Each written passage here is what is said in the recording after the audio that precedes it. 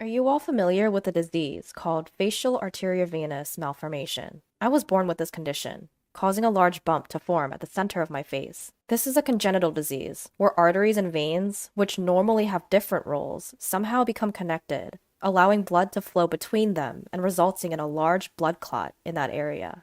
From a young age, I underwent numerous surgeries, each one causing further distortion of my face. And during my school years, particularly in elementary school, I was terribly teased by the boys in my class. This facial disorder, impossible to hide no matter how hard I tried, led to severe self-consciousness. I honestly thought I would end my life without ever experiencing love or marriage, believing there would be no one who could love someone with such an ugly appearance. I seriously thought so, at least until I met him. I, Sophia, was a hopelessly negative person, lacking self-confidence, and recognized by others as such.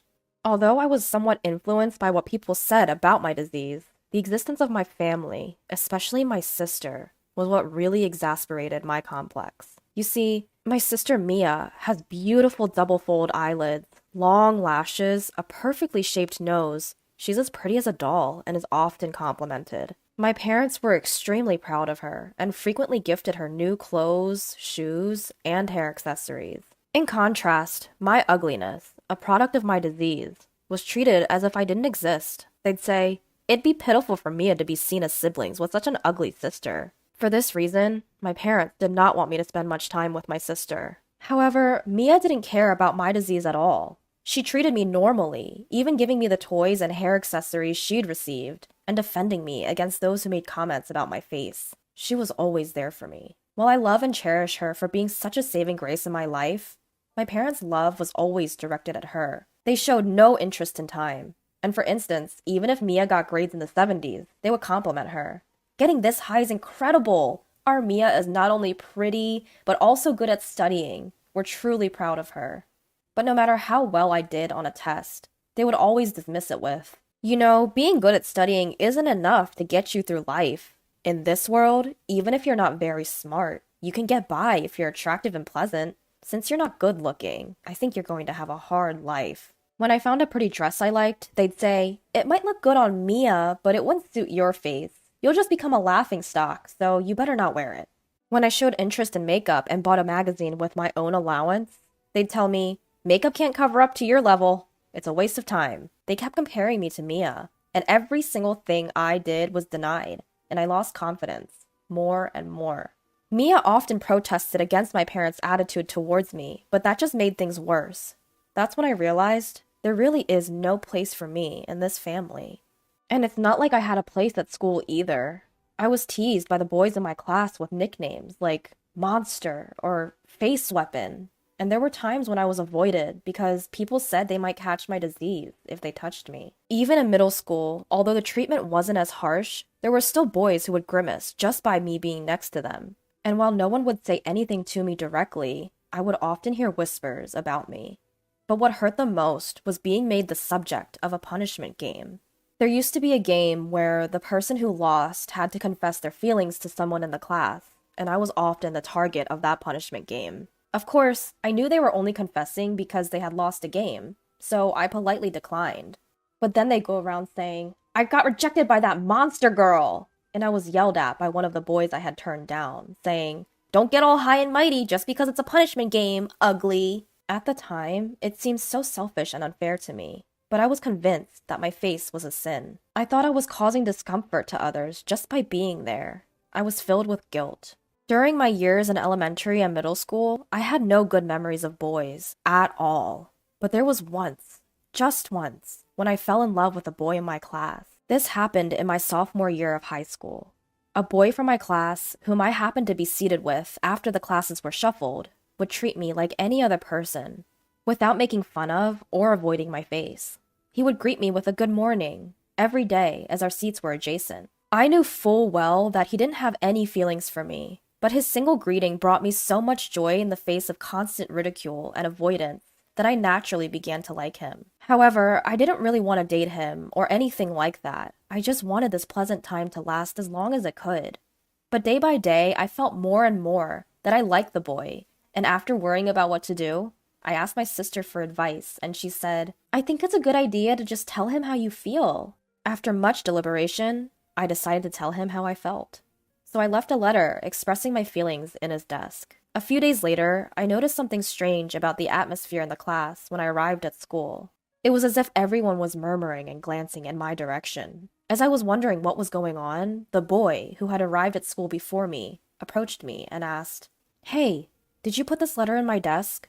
I responded by silently nodding, my gaze fixed to the ground. In that moment, I heard a sound above my head as if something was tearing, and the next moment, pieces of my torn letter were falling into my sight. It's troublesome when something like this happens. What are you going to do if strange rumors start spreading? You fell in love just because I greeted you out of politeness? How inexperienced in love are you? I didn't mean anything by it. If I gave you the wrong impression, I'm sorry. He said this, and for some reason, the class erupted in applause and cheers. And I heard comments like, "Wow, you've got guts!" And "That's a bit sad, isn't it?" After that, my memory is a blur, and the next thing I knew, I was at home. But I don't remember anything about the journey. All I can remember is a feeling of guilt and despair. After that incident, I couldn't bring myself to go to school anymore, and I stopped attending. When my parents heard about what happened, instead of being on my side, they said, "His reaction was justified. You caused trouble, so you should apologize." Eventually, they began to scold me for not going to school for such a trivial reason, and tried to force me to go, but I just couldn't get myself to move. In the end, I dropped out of high school and became a recluse. After I became a shut-in, my older sister was worried and repeatedly tried to communicate with me. In contrast, our parents would either verbally abuse me in front of my room every morning or forcefully enter my room to berate me directly. They'd hurl insults such as, "We never should have had you," or "You're such a disgrace," causing me to despair every day, wondering why I even existed. Apparently, my sister noticed my situation and consulted our grandparents on our mother's side. The following day, they came to hear my story, and after learning about the events at school and our parents' subsequent reactions, they were furious. They scolded our parents, saying, "We will take care of her," and came to my rescue. My grandparents did not abandon me, even though I was in a state of despair. They faced me directly, and with their support, along with my sisters, I gradually started to recover. Although it was only my desire to end my life that had quieted down. I was unable to erase my fear and mistrust towards the opposite sex, no matter how hard I tried. However, my grandfather would always encourage me, saying, "There will be a time when you can be happy in any way without having to get married. We just want you to be happy in any way you want to live.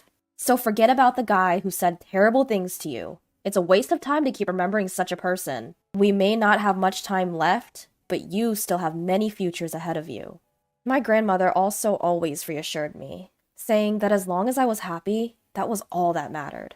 She would often compliment me, saying things like, "Your skin is so glowing, it makes me jealous," or "Your eyes are as beautiful as jewels." My sister would also visit our grandparents' house and spend time chatting with me. We'd read magazines together, discuss cute cosmetics, and generally enjoy our time. After living like this for about 3 years, I began to feel motivated to do something. I decided to start studying again to get my high school equivalency diploma, which I eventually acquired. Afterwards, I started looking for work I could do from home, and slowly started to earn income. The income was less than what others made working outside, but considering the days when I had shut myself in and was in a state of despair, I felt that I had grown quite a bit. However, I was still scared of comments about my appearance, so I couldn't go outside. This was how I was living at my grandparents' house, when my parents suddenly showed up one day. They hadn't even bothered to make a single phone call since I moved to my grandparents' house. But they stormed in, saying they had something to discuss with me. They announced, "There's a marriage proposal for you.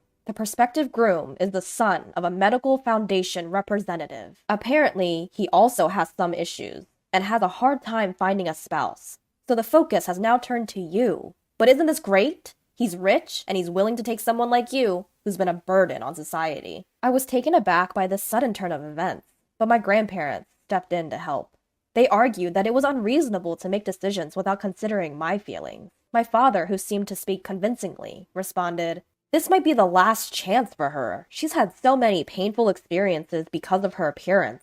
Why not consider this as a chance for happiness?" The face of the man in the marriage document was mostly hidden by his bangs and wasn't clear, but I could make out his plump physique and the contours of his face. I understood instantly that he was probably also being forced into marriage to get rid of some problem. Or maybe he was an extreme eccentric who liked unusual things. But even if I rejected the proposal here, it seemed like the negotiations with the other family were already in progress. They seemed like a wealthy family, and my parents would undoubtedly try to force me into the marriage. If I ran away from this, it could potentially have negative repercussions on my grandparents.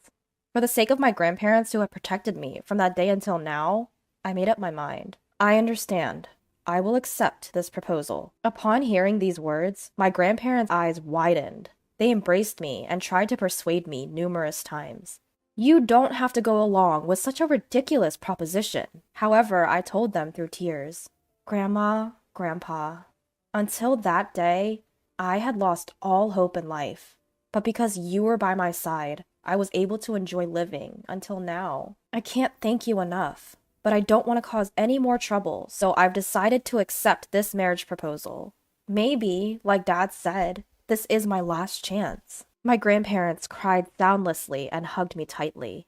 And then a few days later, I had to meet with the man from the proposal and his parents. I hadn't expected that this meeting would change my fate at all. The prospective groom, a man named Matthew, was hunched over and always looking down. His face was mostly hidden by his hair, and his skin seemed to be rough in places. His voice was so quiet that I sometimes couldn't understand what he was saying. Matthew barely glanced at my face throughout our meeting and only answered questions in short, clipped sentences. I wondered, is this man going to be my husband? He can't even hold a basic conversation. However, I was in no position to complain. Both sets of parents seemed not only enthusiastic about the marriage, but acted as if it was already decided. I felt comfortable, but I didn't feel like I could say no. Eventually, the marriage arrangement was agreed upon. Sure enough, as the son of a wealthy family, a luxurious high-rise apartment was provided as our new home, furnished with high-end branded appliances and furniture. However, our conversations didn't flow well. It was almost like he couldn't see me. He was so silent. However, being constantly silent was also stressful, so I tried to find a conversation topic. Why did you accept this marriage proposal, Matthew? Upon asking this, he surprisingly began to take off his long-sleeved shirt. Confused by his sudden action and in a state of panic, I saw that his skin was red and appeared inflamed. He explained, I suffer from a skin disease called psoriasis. It doesn't transfer from touch, so please don't worry. But because of its appearance, I've reached this point without any romantic experiences. There were even rumors that I had an STD, which is impossible. Moreover, my appearance is so unattractive that even my parents don't want to involve themselves with me. They probably brought up this marriage to get rid of me. I'm sorry for involving you in my circumstances. After explaining, he redressed and bowed deeply to me. I saw a glimpse of inflammation at his hairline, and I understood that he was growing his bangs long to hide it. I see. Please, raise your head. I'm in a similar situation too. When Matthew raised his face, I told him everything about my past. When he heard my story about high school, he started crying. I can't believe something like that happened to you. It must have been so hard at the time. It's unacceptable that a guy would do that to you, treating you like an exhibit. That's outrageous. He became angry to a stranger on my behalf and offered me words of comfort. Despite having experienced his share of hardships, he cried and became angry upon hearing my story. I wondered, how kind-hearted is this man? Seeing this, I commented, we seem quite similar, don't we? Matthew replied, blushing with a shy smile. I was thinking the same thing. After that, we spent the entire night sharing our life stories, crying, getting angry, and sympathizing with each other. From then on, we slowly started to understand each other. I tried to understand his disease and collected a variety of information, trying everything from dietary therapy to supplements. But, I noticed that he was surprisingly picky about food, especially vegetables. So I tried different seasonings and cooking methods and made various arrangements so that he could eat more easily. Then perhaps, finding the taste to his liking, he began to enjoy his meals, saying they were delicious. He began to improve his constitution, little by little, by taking in nutrients through meals and taking medication. Also, to reduce stress, we started doing things like yoga and having lots of conversations, and I saw Matthew's smile slowly increase. Matthew never made a nasty comment about my face, but rather, he repeatedly praised me, saying, cute, while blushing. Just once when I asked him, don't you dislike my face? He told me, not at all. It's part of your character, and I think it's cute. And you've managed to stand up on your own despite going through tough times. I don't think there's another woman who's as strong and wonderful as you. His words gave me a profound sense of comfort. Over the following few years, we carried out a plan to improve Matthew's physical condition. As a result, his skin inflammation calmed down a bit, and the inflammation at his hairline became less noticeable. Moreover, thanks to his disciplined lifestyle, he lost weight and turned into a slim and smart-looking Matthew. I couldn't help but fall in love with him all over again. When he tidied up his obstructive bangs, it suited him very well. Matthew, who had been shy about his skin condition until now, said, "I can't show Sophia an unsightly figure." He became more confident, and the impression of the people at his office slowly changed for the better. Apparently, he hadn't told anyone about his disease, assuming they wouldn't understand. When he finally opened up about it, he was surprised that everyone accepted him. They even told him, "Why didn't you tell us? Trust us more." One day, while we were spending such days, Matthew suddenly said, "Hey, do you want to have a wedding ceremony?" Even though I had become a bit more positive since marrying him, I was still afraid of appearing in front of a large crowd. When I hesitated, he said, "If you really hate the idea, of course we don't have to. But I thought it would be a good way to express our gratitude to the people at my company who helped me. But the fact that I can even think like this is all thanks to you, Sophia. The old me would have thought that a wedding ceremony was impossible because I didn't want my dirty skin to be seen. But thanks to your cooperation, my symptoms have calmed down. So I think I can face forward more than before." His gentle words moved me, and after a lot of soul-searching, I decided that I wanted to take a step forward and agreed to have a wedding ceremony. But I don't have any friends, so the only ones I invited were my parents, grandparents, and my sister. However, when it was less than 4 months until the wedding, my sister was found to be pregnant. To be safe, my sister decided to absent herself, so in the end, only my parents and grandparents attended. My grandparents were happy to participate, but my parents clearly disliked the idea.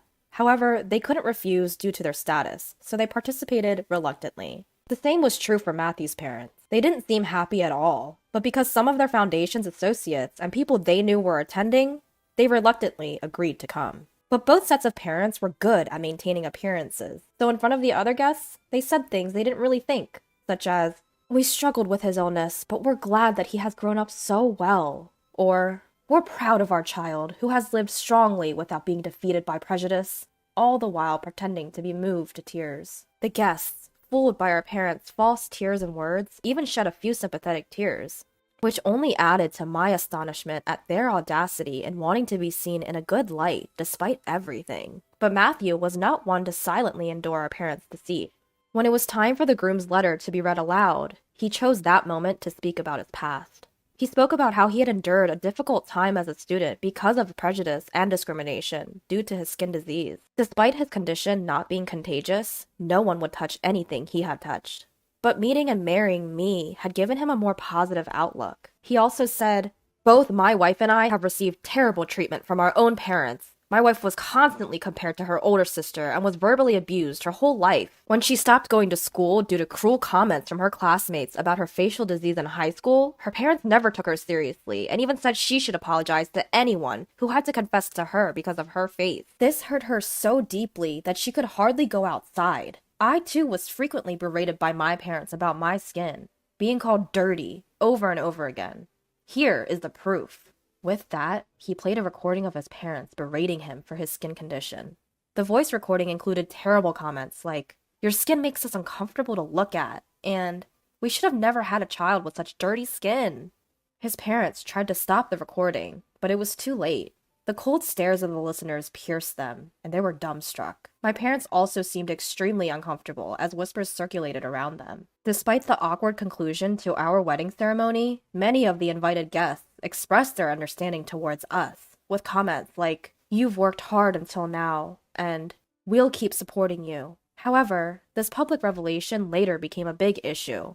It turned out that Matthew's parents headed a nonprofit organization dedicated to supporting disabled individuals, based on the principle of creating a society where people with disabilities can live easily. The revelation that they had been cruel to their own child who suffered from a skin disease became a problem. Eventually, the criticism and opposition from those around them didn't stop, and they were forced to step down from their leadership positions in the organization. As for my parents, it was revealed that they had accepted a substantial dowry to marry me off to Matthew, and they started being referred to as beasts who sold their own child for money by those around them. However, they squandered that dowry for their own selfish desires, and with no knowledge whatsoever, decided to dabble in stocks, leading to a huge loss. Eventually, they ended up in debt due to the tune of over $200,000, far exceeding the amount of the dowry they received. They had the audacity to ask for our help, but we firmly refused.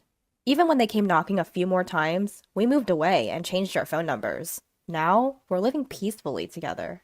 I guess there really is such a thing as a destined meeting. I am incredibly happy right now. Though the start was rocky, meeting Matthew and marrying him has made me feel truly blessed. Thank you for watching until the end. I hope to see you again in the next video.